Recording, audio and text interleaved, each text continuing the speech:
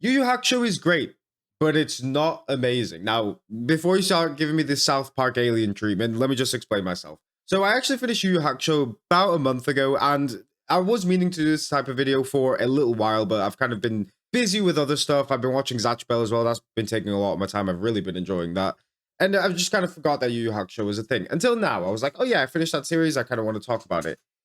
And for the most part, I really, really enjoyed it. I thought it was a very good anime up to certain parts, but I'm going to go through the arcs one by one and tell you why I didn't enjoy it, why I enjoyed it, and stuff like that. So you guys don't get angry at me, because I know that this is a very cherished and beloved anime, and for good reasons. It's got some really incredible parts, but there are some parts that really let the fucking anime down, like really badly. So let's start straight from the beginning. And from the first 2, 3, 4 episodes, I'm scratching my nutsack and I'm thinking, what am I watching?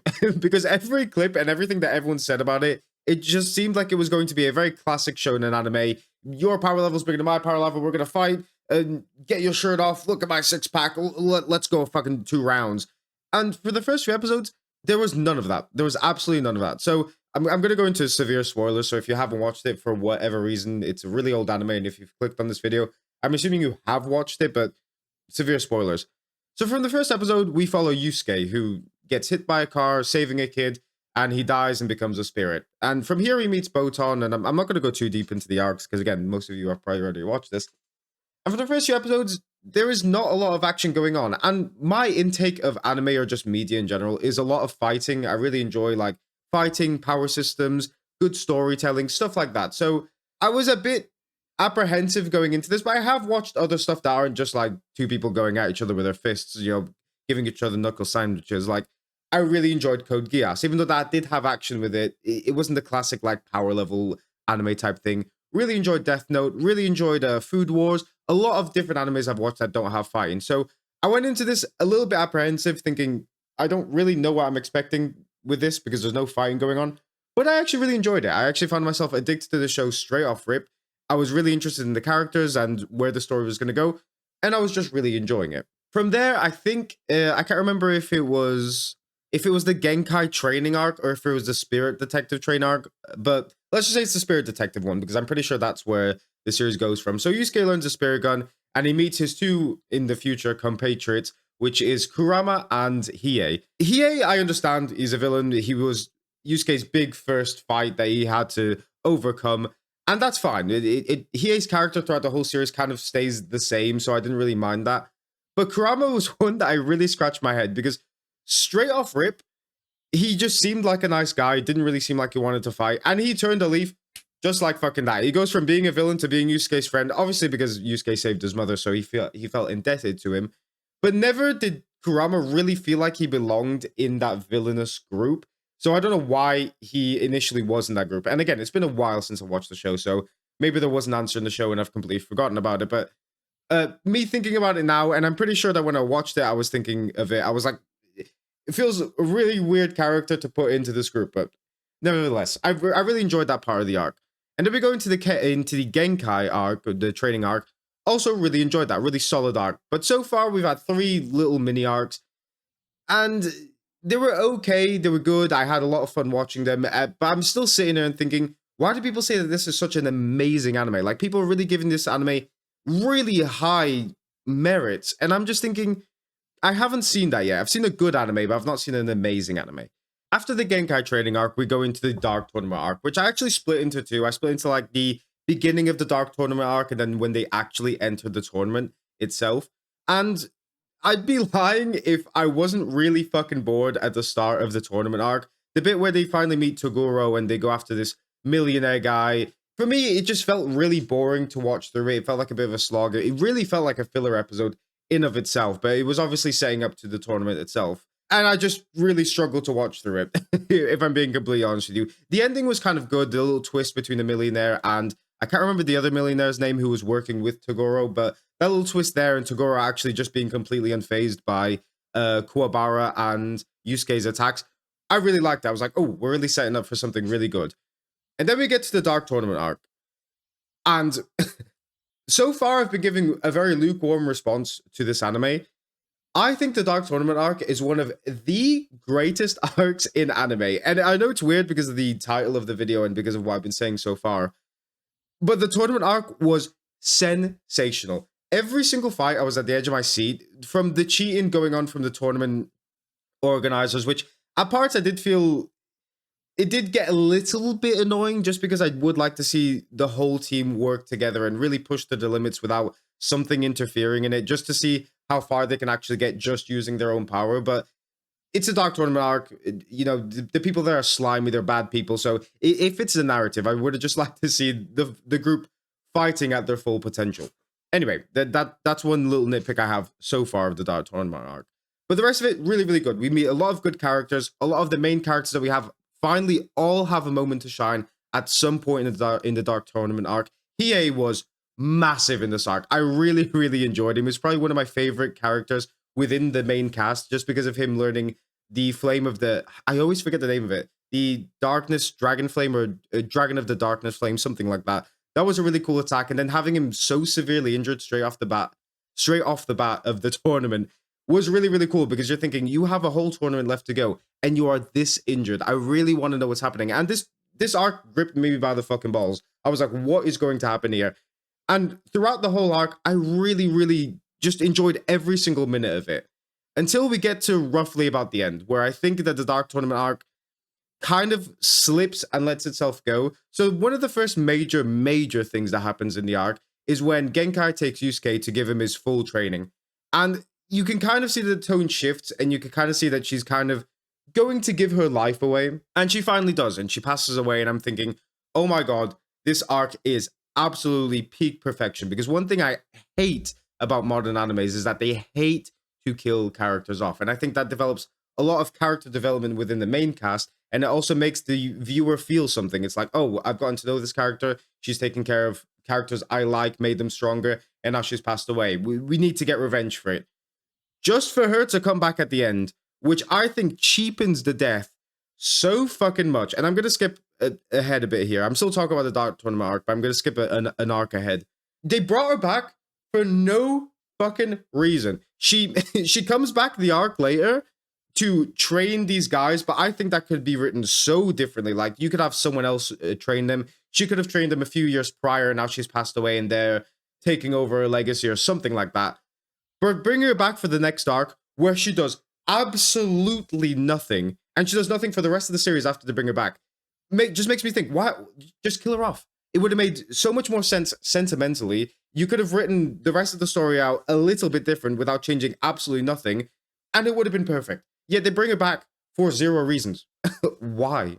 But not only do they do this once, they do it twice, because the second one I could kind of, at a stretch, understand, because it's Kuwabara, it's a main character, and he somewhat plays a role in the next arc. But you could have written this a completely different way. Just have Kuwabara severely injured by Toguro. Togoro's like grabbing him by the throat. He's going like, I'm gonna finish him and kill him. And then Yusuke has this moment of like, I need to save my friend, and he has the power up. Like, I don't think he needed to fake his death. Again, it just cheapens it, because you feel a certain way. You're like, oh my god, one character's died, another character's died. What the fuck? This really is the Dark Tournament. But they just realized, oh, you know what? Togoro's actually a really nice guy. He let him live. He's absolutely fine. He wasn't even that injured. He just gets up later and he's just like, oh, I got a little stitch there from Toguro. Like, what the fuck? What are you on about? And again, I'm not saying kill him off, because one, he's a main character. You've already killed an important character off in Genkai, and he somewhat has a role to play in the next arc. But don't fake his death, because again, you could rewrite that completely differently. And in the next arc, where again he plays a role in it, he doesn't really. He just has the ability to cut the barrier, which he does of his own volition anyway, because Sensui ends up passing through, I think. I don't actually remember if they ended up cutting the barrier, but I remember them chasing him, and then he cuts the barrier, so there was actually really no need to have him there. And again, you could just write that completely differently if you decided to kill him off. But then, other than cutting the barrier, he does nothing in the next arc. Kuwabara, there's literally no character does anything after the Dark Tournament arc, and that's one of the big things that I think hinder this anime completely badly, because you have a almost near perfect arc in the Dark Tournament that then slips towards the end, to then have a next arc come in where you have a villain you don't really care about, and characters like Hiei, who almost never appear, characters like Kurama, who are completely just outmatched by every enemy that's there, and Kuwabara, who again is this pivotal role in the mastermind's plan that just never gets fucking used. That power that he shows, the cutting the barrier thing, I'm pretty sure he only shows twice. He doesn't even use it against enemies. It's so bad. No, he uses it against one enemy, and that's it. It's so I don't understand how they let such a great arc slip into a mid arc. I'm not saying it's bad, but it is a very mid arc. Anyway, I'm getting a little bit ahead of myself. We are still talking about the Dark Tournament arc. So apart from those two deaths, and the ending kind of slipping off with the Dark Tournament, again, like I said, I really, really enjoyed it, and it is almost a near perfect arc. It's one of my favorite arcs in all of anime. One of my favorite fights from the tournament actually is Hiei versus, I think it's the guy from Togoro's team, the guy with all the armor. I love the way the animation was done with that. The animation was kind of a little bit, I don't really know how to explain it, like a little bit wacky, making the characters kind of like look all deformed and weird. And I love that animation style because it really gives the viewer a sense of like they're really fighting at this pace where the viewer can't really even tell what's going on. And I thought it was so beautiful to the point where I've been meaning to rewatch that specific episode for a while, and I will do at some point. But I just thought it was completely amazing. And Togoro's fight with Yusuke was really, really good. Now, I will chop up some of my issues with that fight to old animation styles, because with old animation styles, because there wasn't the budget or the technology or just the need to do this, but a lot of the old animations kind of have like the punch, then you kind of have a still frame, punch, you have a still frame, and then sometimes you'll have like them going back and forth, but they'll just repeated animations. So a lot of the fight doesn't really have like starring moments apart from like beam clashes or when Yusuke uses the spirit gun and stuff like that, but I still really felt the weight of the fight, and I really enjoyed it because there were points where I was like, even with Yusuke powered up, I don't know how he's going to actually beat Toguro, but he ends up doing it using a spirit gun. Shocker. Actually, before I do continue, I'm gonna deviate a little bit. There was a meme, and I used it before as well, before watching Yu Yu Hakusho, of Yusuke constantly using the spirit gun. Like, that's all fucking Yusuke uses. I don't understand where that comes from because he doesn't actually use it all that much. I mean, it's his only move in his arsenal apart from like punching people and kicking people. And even then, he doesn't use it. For majority of the series, he has a limit of like 1. Then it kind of goes up to 2 or 3. And at the end of the series, other than it getting bigger and stronger and faster, he pretty much can only use around like maybe 5 towards the end of the series. So he doesn't actually end up using it all that fucking much. So the meme of like Yusuke only uses a spirit gun, well, it's the only thing in his arsenal. And even then, he doesn't even use it that much. So I'm kind of scratching my head here going, I don't understand where that meme comes from, but hey ho. Then we go into Chapter Black, and this is where we meet Sensui, and like I already touched on it a little bit, there's not a lot to this arc. It's not that many episodes compared to the Dark Tournament arc. We meet Sensui, we meet some of Sensui's followers and stuff like that. But a lot of this arc, and again, I'm going to touch on the next arc already a bit, because I feel like the way the show goes, it kind of bleeds into other arcs with some of the issues it has. With this arc in particular, it felt like everything was going at a breakneck pace. And one of the positives I was going to give it, and I still am, is compared to older animes in particular, well, this one in particular, but older animes as well, compared to nowadays animes, really have like a quick way of telling a story, quick way of resolving fights, quick way of resolving issues and escaping and stuff like that. And I was really enjoying it because, especially, I'm a big One Piece watcher. One Piece drags out scenes a fucking lot. I love One Piece. It's my favorite anime of all time. But it drags certain things out like to an excruciating level.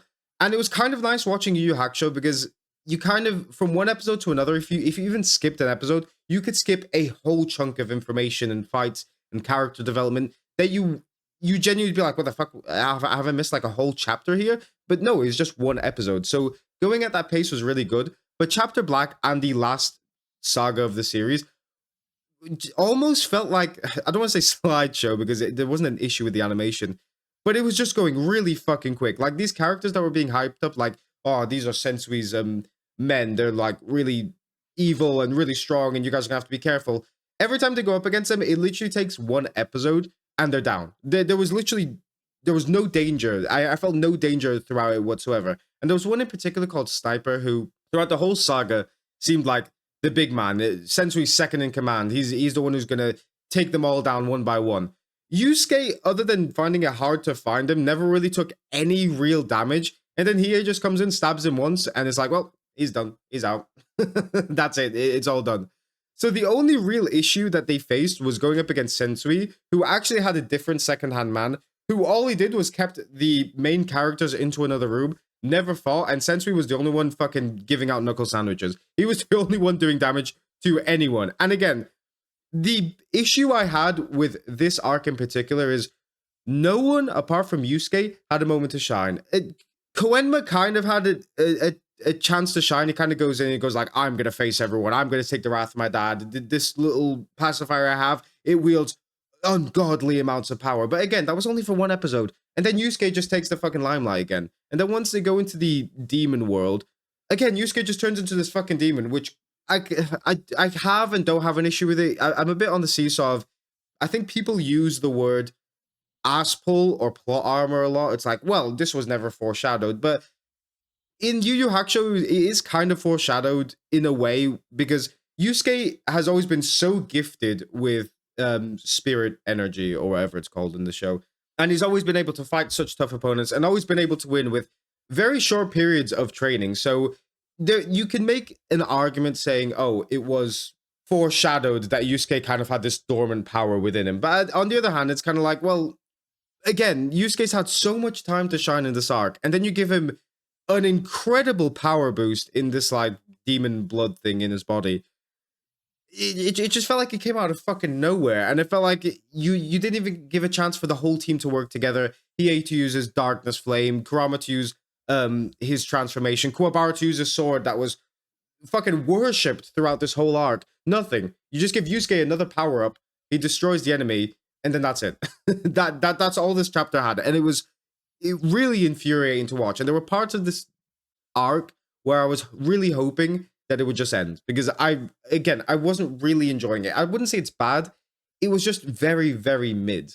And then we go into the final arc, and I think it is by far the worst arc. If the last arc was going at a breakneck pace to the point where you really couldn't keep up and a lot of shit was happening, this arc takes that to fucking 20. Like, this arc, I don't even know what was going on. So many characters were introduced in this arc, straight off fucking rip. You had the Three Kings coming in. You had Yusuke's dad's, like, friends coming in. You had the monks as well. You had the ex-detective, all within, like, the space of 10, 15 episodes of this saga starting. So at this point, I'm like, fucking hell, I don't even remember half of these people's names. And then you have Yusuke's training arc, and then like 6 months pass by, and then there's this big tournament going on, and then all of the fights are pretty much like half an episode maybe. And then Yusuke goes up against one of the Three Kings and loses. I think it was one of the Three Kings. Yeah, one of the Three Kings and loses. And then he falls asleep. And then that's it. The tournament ended. Out of fucking nowhere. We still had like 3-4 rounds. There were these characters that were built up. You know, these kings are super strong.